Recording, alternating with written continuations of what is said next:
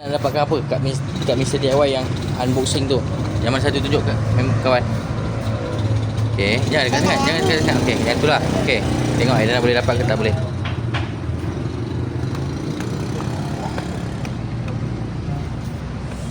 Okey, cepat. Kejap.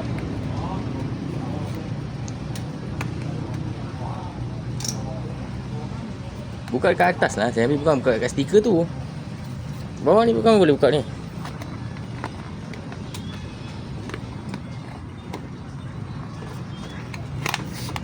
Okey.